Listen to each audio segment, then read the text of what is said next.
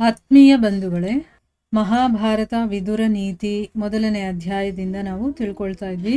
ಹೋದ ಭಾಗದಲ್ಲಿ ಯಾರ್ಯಾರನ್ನ ಮಹಾಮೂರ್ಖರು ಅಂತ ಕರೀತಾರೆ ಅಂತ ಕೆಲವೊಂದು ಗುಣಗಳನ್ನ ಹೇಳ್ತಾ ಹೋಗ್ತಾ ಇದ್ರು.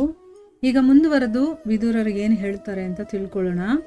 ಯಾರು ತನ್ನ ಬಲವನ್ನ ತಿಳ್ಕೊಳ್ದೆ, ಅಂದ್ರೆ ನನಗೆಷ್ಟು ಕೆಪಾಸಿಟಿ ಇದೆ ಅನ್ನೋದನ್ನ ತಿಳ್ಕೊಳ್ದೆ ಮತ್ತೆ ಕೆಲಸನೇ ಮಾಡದೆ ಧರ್ಮ ಮತ್ತೆ ಅರ್ಥದ ವಿರುದ್ಧ ಮತ್ತೆ ಪಡೆಯೋದಕ್ಕೋಸ್ಕರ, ಅಂದರೆ ಧರ್ಮವನ್ನು ಫಾಲೋ ಮಾಡಲ್ಲ, ಅರ್ಥವನ್ನು ಫಾಲೋ ಮಾಡಲ್ಲ. ಅಂದರೆ ನಮ್ಮ ಧರ್ಮ ಗ್ರಂಥಗಳಲ್ಲಿ ಅವರವರಿಗೆ ಕೊಟ್ಟಿರುವಂಥ ಕೆಲವೊಂದು ಜವಾಬ್ದಾರಿಗಳಿರುತ್ತೆ, ಕರ್ತವ್ಯಗಳಿರುತ್ತೆ. ಅದು ಯಾವುದನ್ನು ಅವನು ಫಾಲೋ ಮಾಡೋದಿಲ್ಲ, ಅದರ ವಿರುದ್ಧವಾಗಿ ನಡ್ಕೊಳ್ತಾನೆ. ಮತ್ತು ಅದನ್ನು ಯಾವುದು ನಾವು ಗಳಿಸಬಾರ್ದೋ, ಯಾವುದು ನಾವು ಪಡ್ಕೊಳ್ಬಾರ್ದೋ, ಆ ಯೋಗ್ಯತೆ ಇಲ್ಲದೆ ಇರುವಂಥ ವಸ್ತುಗಳನ್ನು, ಅಂದರೆ ನಾವು ಪಡ್ಕೊಳ್ಳೋದಕ್ಕೆ ಯೋಗ್ಯವಲ್ಲದ ವಸ್ತುಗಳನ್ನು ಬಯಸ್ತಾನೋ ಆ ಪುರುಷ ಈ ಜಗತ್ತಿನಲ್ಲಿ ಮೂಢ ಬುದ್ಧಿಯವನು ಅಂತ ಅನ್ನಿಸ್ಕೊಳ್ತಾನೆ. ಅಂದರೆ ನಮಗೆ ಅಂತ ಕೆಲವೊಂದು ಇರತ್ತೆ ವಸ್ತುಗಳು, ಅದನ್ನು ಮಾತ್ರ ನಾವು ಪಡ್ಕೊಳ್ಬೇಕು, ನಮ್ಮ ಹತ್ರ ಇರಬಾರ್ದು ಅನ್ನುವಂತಹ ವಸ್ತುಗಳು ನಮ್ಮ ಧರ್ಮಗ್ರಂಥಗಳಲ್ಲಿ ಏನು ಹೇಳಿದಾರೋ ಅದರ ವಿರುದ್ಧವಾಗಿ ನಾವು ನಡ್ಕೊಳ್ಳುವಂಥದ್ದು. ಆ ಮನುಷ್ಯನನ್ನು ಕೂಡ ಮೂಢ ಬುದ್ಧಿಯವನು ಅಂತ ಕರೀತಾರೆ. ಇಲ್ಲಿ ವಿದುರರು ಹೇಳ್ತಾರೆ ಧೃತರಾಷ್ಟ್ರನಿಗೆ, ರಾಜನೇ, ಯಾರು ಅನಧಿಕಾರಿಗೆ, ಯಾರಿಗೆ ಅಧಿಕಾರ ಇರೋದಿಲ್ವೋ ಅವರಿಗೆ ಉಪದೇಶವನ್ನ ಕೊಡ್ತಾನೋ. ನೋಡಿ, ಇಲ್ಲಿ ಒಂದು ವಿಷಯ, ಯಾವುದೇ ವಿಷಯ ಆಗಿರಬಹುದು, ಅವನು ಅಧಿಕಾರ ಇರೋನಾಗಿರ್ಬೇಕು. ಅಂದ್ರೆ ಏನು, ಈಗ ಆಧ್ಯಾತ್ಮಿಕ ವಿಚಾರ ಅಂತಾನೆ ತಿಳ್ಕೊಳ್ಳೋಣ. ಭಗವಂತನ ಬಗ್ಗೆ ನಾವು ಹೇಳಬೇಕು ಅಂತ ಇರ್ತೀವಿ, ಆದರೆ ಅವನಿಗೆ ಮೊದಲು ಆಸಕ್ತಿ ಇರಬೇಕು, ಅಥವಾ ನಾವು ಹೇಳಿದಾಗ ಅವನು ಕೇಳುವಂಥವನಾಗಿರ್ಬೇಕು. ಆದರೆ ಕೆಲವರು ಇರ್ತಾರೆ, ಅವರು ಆಧ್ಯಾತ್ಮಿಕ ವಿಚಾರಗಳಿಗೆ ರೆಸ್ಪೆಕ್ಟ್ ಕೊಡದೇ ಇರುವಂಥವ್ನು ಇರ್ತಾನಲ್ಲ, ಅವನಿಗೆ ಹೋಗ್ಬಿಟ್ಟು ಉಪದೇಶವನ್ನು ಕೊಡೋದು, ಅದು ಮಾಡೋದು ತಪ್ಪು. ಯಾಕಂದರೆ ಅದಕ್ಕೆ ಗೌರವ ಕೊಡುವಂಥವ್ರಾಗಿದ್ದರೆ ಪರವಾಗಿಲ್ಲ, ಅದಕ್ಕೆ ಅಗೌರವವನ್ನು ತೋರಿಸ್ತಾರಲ್ಲ ಅಂಥವರಿಗೆ ನಾವು ಉಪದೇಶವನ್ನು ಕೊಟ್ಟರೆ ವೇಸ್ಟ್ ಅದು. ಮತ್ತು ಅದನ್ನು ಅವರು ತುಂಬ ನೆಗ್ಲೆಕ್ಟಾಗಿ ಕೇಳ್ತಾರೆ ಮತ್ತು ಅದನ್ನು ಆಡ್ಕೊಳ್ತಾರೆ ಕೂಡ. ಅದು ನಾವು ಇಂಡೈರೆಕ್ಟಾಗಿ ನಾವೇ ತಪ್ಪು ಮಾಡ್ದಂಗೆ ಆಗ್ಬಿಡುತ್ತಲ್ವ. ಅದಕ್ಕೋಸ್ಕರನೇ ಯಾರಿಗೆ ಅಧಿಕಾರ ಇರೋದಿಲ್ವೋ ಅಂಥವ್ರಿಗೆ ಉಪದೇಶವನ್ನು ಕೊಡ್ತಾನೋ ಅವನು ಮತ್ತೆ ಶೂನ್ಯದ ಉಪಾಸನೆಯನ್ನು ಮಾಡ್ತಾನೋ. ಅಂತಂದರೆ ಏನು, ನಿರಾಕಾರವಾದಿ, ನಿರಾಕಾರಕ್ಕೆ ಉಪಾಸನೆ ಮಾಡುವಂಥವನು. ಮತ್ತು ಯಾರು ಕೃಪಣನ ಆಶ್ರಯವನ್ನು ತಗೊಳ್ತಾನೋ, ಅಂದರೆ ಯಾರು ಜಿಪುಣ ಇರ್ತಾನಲ್ಲ ಅವನ ಆಶ್ರಯವನ್ನು ತಗೊಳ್ತಾನೋ. ಇಲ್ಲಿ ಕೃಪಣ ಅಂತಂದರೆ ಎರಡು ವಿಧ ಇರುತ್ತೆ. ಐಹಿಕವಾಗಿ ಕೃಪಣ ಅಂದರೆ ಅವನ ಹತ್ರ ದುಡ್ಡಿದ್ರೂ ಕೂಡ ಅದನ್ನು ಖರ್ಚು ಮಾಡದೇ ಇರುವಂಥವನು, ಅದು ಆಗತ್ತೆ.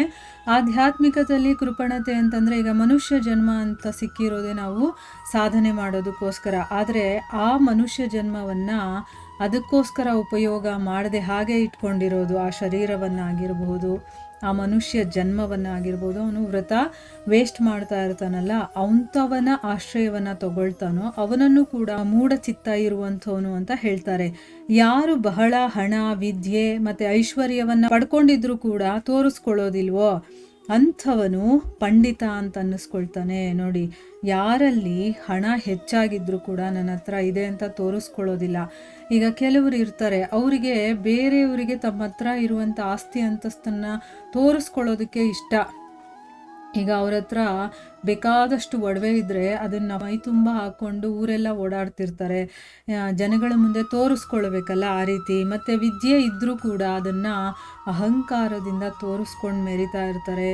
ಈ ರೀತಿ ತೋರಿಸ್ಕೊಳ್ಳದೆ ಅವ್ರ ಹತ್ರ ಎಷ್ಟು ಹಣ ಇದ್ದರೂ, ವಿದ್ಯೆ ಇದ್ದರೂ, ಐಶ್ವರ್ಯ ಇದ್ದರೂ ಕೂಡ ತೋರಿಸ್ಕೊಳ್ಳೋದಿಲ್ವೋ ಅಂಥವನು ಪಂಡಿತ ಅಂತ ಅನ್ನಿಸ್ಕೊಳ್ತಾನೆ. ಮತ್ತು ಯಾರು ತನ್ನಿಂದ ಭರಣ ಪೋಷಣೆಗೆ ಯೋಗ್ಯರಾಗಿರ್ತಾರೋ, ಅಂದರೆ ಊಟ ಉಪಚಾರ ಕೊಟ್ಟು ನೋಡ್ಕೊಳ್ಳುವಷ್ಟು ಯೋಗ್ಯತೆ ಇರುತ್ತೆ ಅವರಿಗೆ, ನಮ್ಮಿಂದ ಅವರು ಪಡ್ಕೊಳ್ಳುವಂಥ ಯೋಗ್ಯತೆ ಇರುತ್ತೆ, ಅಂಥ ವ್ಯಕ್ತಿಗಳಿಗೆ ಹಂಚದೆ. ಅಂದರೆ ಈಗ ನೋಡಿ, ಪಾಪ ಬಡವರು ಇರ್ತಾರೆ ಅಥವಾ ಮನೆಯಲ್ಲೇ ಕೆಲವರು ಇರ್ತಾರೆ, ಅವರಿಗೆ ಊಟ ಮತ್ತು ಬಟ್ಟೆಗೆ ತೊಂದರೆ ಇರುವಂಥವ್ರು ಇರ್ತಾರೆ. ಅಂಥವರಿಗೆ ಹಂಚದೆ ತಾನೊಬ್ಬನೇ ಒಳ್ಳೆ ರೀತಿಯ ಊಟವನ್ನು ಮಾಡ್ತಾನೋ ಮತ್ತು ಒಳ್ಳೆ ಬಟ್ಟೆಗಳನ್ನು ತೊಟ್ಕೊಳ್ತಾನೋ ಅವನಿಗಿಂತ ಕ್ರೂರರು ಇನ್ಯಾರಿದ್ದಾರೆ.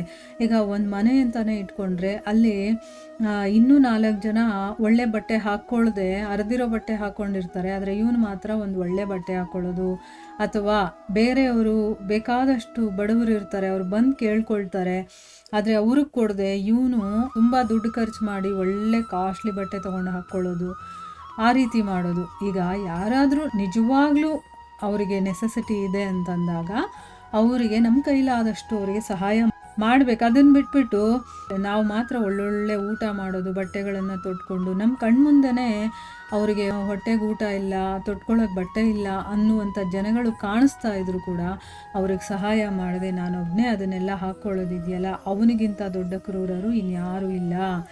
ಮನುಷ್ಯ ಒಬ್ಬನೇ ಪಾಪಗಳನ್ನು ಮಾಡ್ತಾನೆ, ಮತ್ತು ಬಹಳಷ್ಟು ಜನರು ಅದರಿಂದ ಮೋಜನ್ನು ಪಡಿತಾರೆ. ಮೋಜನ್ನು ಅನುಭವಿಸ್ತಾರಲ್ಲ ಅವರು ತಪ್ಪಿಸ್ಕೊಂಡ್ಬಿಡ್ತಾರೆ. ಆದರೆ ಅದನ್ನು ಮಾಡುವಂಥವನಿದಾನಲ್ಲ ಅವನು ದೋಷದ ಭಾಗಿದಾರನಾಗ್ತಾನೆ. ಎಷ್ಟು ಒಳ್ಳೆಯ ವಿಚಾರ ನೋಡಿ. ಇದಕ್ಕೊಂದು ಎಕ್ಸಾಂಪಲ್ ಕೂಡ ನಾವು ತಿಳ್ಕೊಬೋದು. ಅಂದರೆ ಪಾಪದ ಕೆಲಸವನ್ನು ಮಾಡಿ ಹಣ ಸಂಪಾದನೆ ಮಾಡಿ ನಾನು ಕುಟುಂಬವನ್ನು ನೋಡ್ಕೊಳ್ತೀನಿ, ನನ್ನ ಕುಟುಂಬಕ್ಕೋಸ್ಕರ ಮಾಡ್ತಾ ಇದ್ದೀನಿ ಅಂತ ಹೇಳ್ಕೊಂಡು ಅವನು ದುಡ್ಡು ಸಂಪಾದನೆ ಮಾಡ್ತಿರ್ತಾನೆ. ಆದರೆ ಅವರು ಮನೆಯವರೆಲ್ಲ ಆರಾಮಾಗಿ ಕೂತ್ಕೊಂಡು ತಿಂತಿರ್ತಾರೆ. ಅವನೇನು ಅಂದ್ಕೊಳ್ತಾನೆ, ನನ್ನ ಈ ಕೆಲಸದಲ್ಲಿ ಅವರು ಕೂಡ ಪಾಲುದಾರರು ಅಂತ ಅಂದ್ಕೊಂಡಿರ್ತಾನೆ. ಆದರೆ ಹಾಗಾಗೋದಿಲ್ಲ. ಯಾರು ಪಾಪ ಮಾಡ್ತಾನೋ ಅವನೇ ಅನುಭವಿಸ್ಬೇಕು ಅದನ್ನು. ಆ ಮನೆಯವರೆಲ್ಲ ಬರೀ ಭೋಗಿಸ್ತಾರೆ. ಇದಕ್ಕೆ ಎಕ್ಸಾಂಪಲ್ ವಾಲ್ಮೀಕಿ ಮಹರ್ಷಿಗಳು.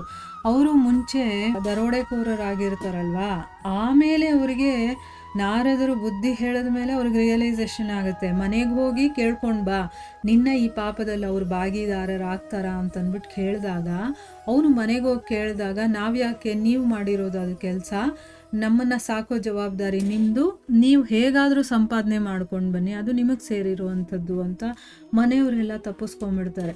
ಮನೆಯವರೆಲ್ಲ ಆ ರೀತಿ ಉತ್ತರ ಕೊಟ್ಟಾಗ ಅವರಿಗೆ ಜ್ಞಾನೋದಯ ಆಗುತ್ತೆ. ಅದಕ್ಕೆ ಇಲ್ಲಿ ಮನುಷ್ಯ ಒಬ್ಬನೇ ಪಾಪ ಮಾಡೋದು, ಅದನ್ನ ಭೋಗಿಸೋರು ಬೇಕಾದಷ್ಟು ಜನ ಭೋಗಿಸ್ತಾರೆ, ಆದ್ರೆ ಅವರು ಅದನ್ನ ಅನುಭವಿಸ್ಬೇಕು ಅಂತ ಏನಿಲ್ಲ. ಅಂದ್ರೆ ಆ ಪಾಪದ ಭಾಗಿದಾರರಾಗಬೇಕು ಅಂತೇನಿಲ್ಲ, ಆಗೋದು ಇಲ್ಲ. ಯಾರು ದೋಷ ಮಾಡ್ತಾನೋ ಅವನು ಮಾತ್ರನೇ ಭಾಗಿದಾರನಾಗೋದು, ಬೇರೆಯವರೆಲ್ಲ ತಪ್ಪಿಸ್ಕೊಳ್ತಾರೆ ಅನ್ನೋದನ್ನ ಇಲ್ಲಿ ಹೇಳ್ತಾ ಇದ್ದಾರೆ.